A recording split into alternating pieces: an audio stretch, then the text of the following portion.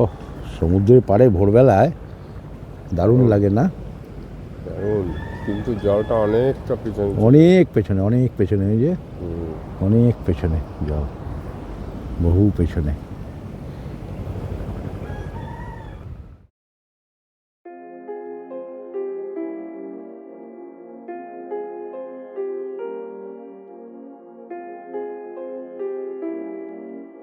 আবার এক সকালে আমরা বেরিয়ে পড়েছি সেই সেই সুদূর কোনো অজানা উদ্দেশ্যে।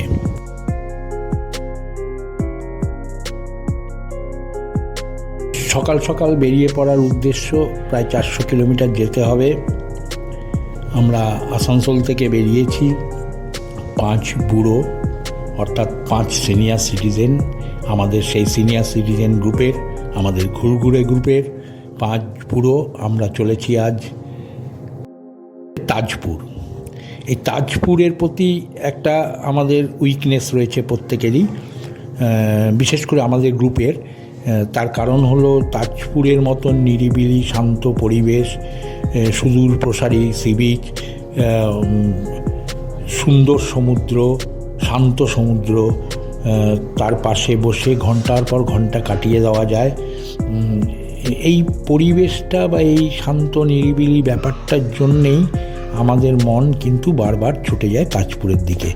তো যাই হোক, আমরা আবার চলেছি তাজপুর। জানি না এটা নিয়ে কতবার হলো, কিন্তু চলেছি আবার।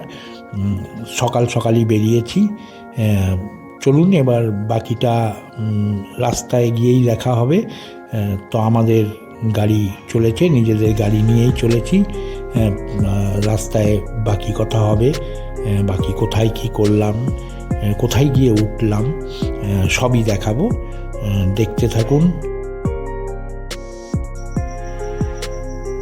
আমরা রাস্তায় চলতে চলতে প্রায় বর্ধমান ক্রস করে গেলাম।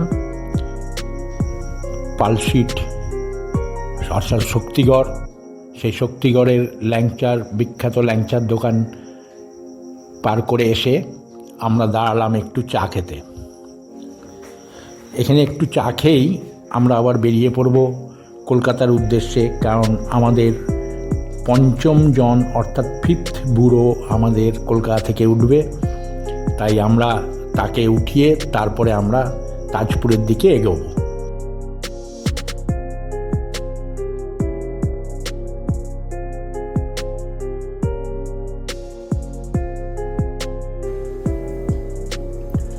রাস্তায় জলখাবার খেয়ে এক রাউন্ড ফটো সেশন করে আমরা এইবার তাজপুরের দিকে এগিয়ে যাচ্ছি।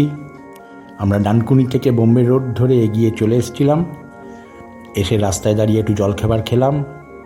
এখানে আমাদের সেই 5 জনকেই দেখা যাচ্ছে, অর্থাৎ 5ম জন মৃত্যুঞ্জয়দা আমাদের সাথে ডানকুনির আগে থেকে উঠে পড়েছে। আমরা এবার 5 জনই একসাথে তাজপুরের দিকে রওনা দিচ্ছি। চলুন এবার তাজপুরে গিয়ে বাকিটা দেখাচ্ছি।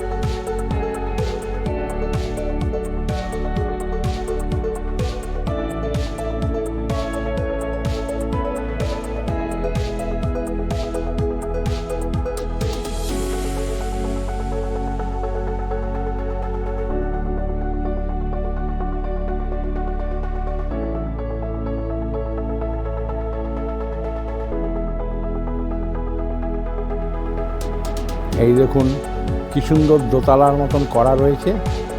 অ্যাকচুয়ালি যখন জোয়ারের সময় তলটা পুরো জলে ভরে যায়, তাই এরকম উঁচু করে কাঠের পিলার করে করে রেস্টুরেন্টগুলিকে দাঁড় করানো। কালকে আমরা এই এক রেস্টুরেন্ট থেকে আমুদি মাছ কিনে খেয়েছি।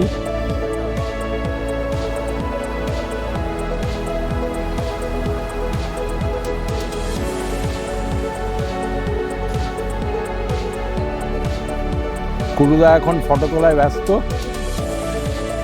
আমাদের আরেক সিনিয়র মোস্ট দাদা মৃত্যুঞ্জয় দা কামিং, চলে এসছে, রেডি হয়ে গেছে মৃত্যুঞ্জয় দা।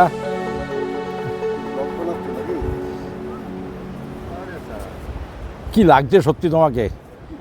হ্যাঁ, এই তাজপুর সমুদ্রের পাড়ে মনেই হচ্ছে না তুমি আর এত বয়স হয়ে গেছে, বুঝলে না?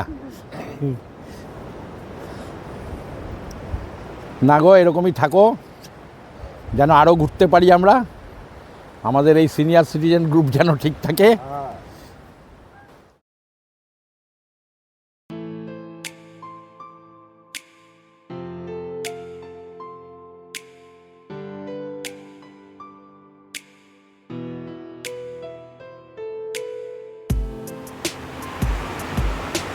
এই তাজপুর সমুদ্র সৈকত থেকে মন্দারমণি সমুদ্র সৈকত পরিষ্কার দেখা যায়, কারণ যেহেতু দুটোই পাশাপাশি, তাই আমরা এই তাজপুর থেকে মন্দারমণির সেই আলোকসজ্জা দেখতে পাচ্ছি।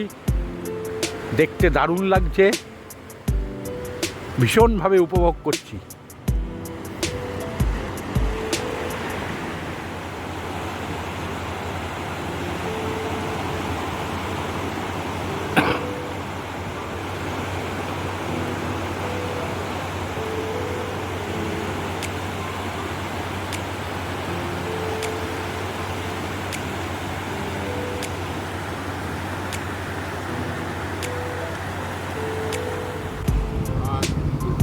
Good morning, good morning.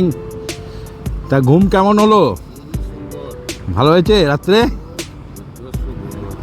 আচ্ছা, যাক, চলো, আজ তো আমাদের শেষ দিন, তাজপুরের শেষ দিন। তাজপুরকে ছেড়ে আজ বেরিয়ে যেতে হবে। মনটা ভাল লাগছে না, কিন্তু উপায় নেই, যেতে তো হবেই নাকি গুরুদা? আরো তো কম আছে। হ্যাঁ, সেই আরো অনেক কিছু দেখারও তো বাকি আছে। সময় হাতে নাই বেশি। হ্যাঁ,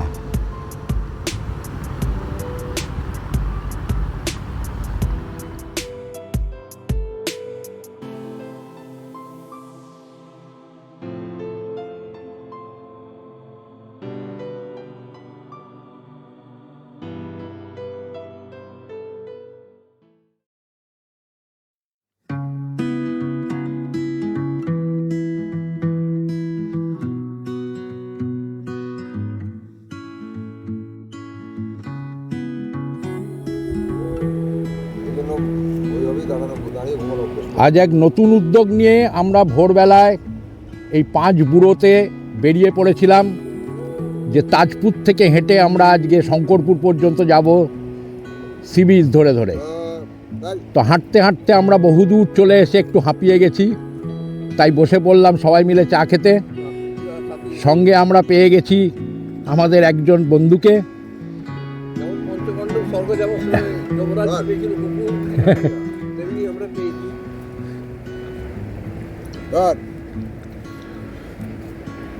কুটুদা, কেমন লাগছে?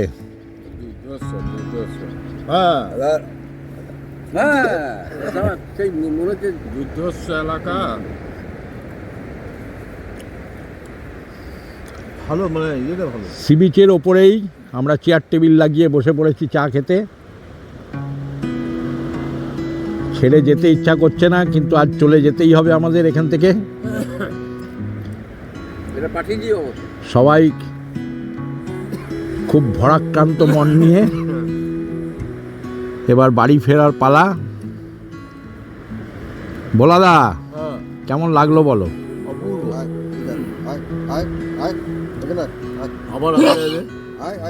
নিশ্চয়ই আসতে তো হবেই, তাজপুরের প্রতি একটা উইকনেস রয়েছেই। এই নিরিবিলি পরিবেশ, এই শান্ত মামা তো উড়েই যাচ্ছে গো। এটাই আমাদের বাকি ছিল, ভোলাদার গলায় শেষ গান।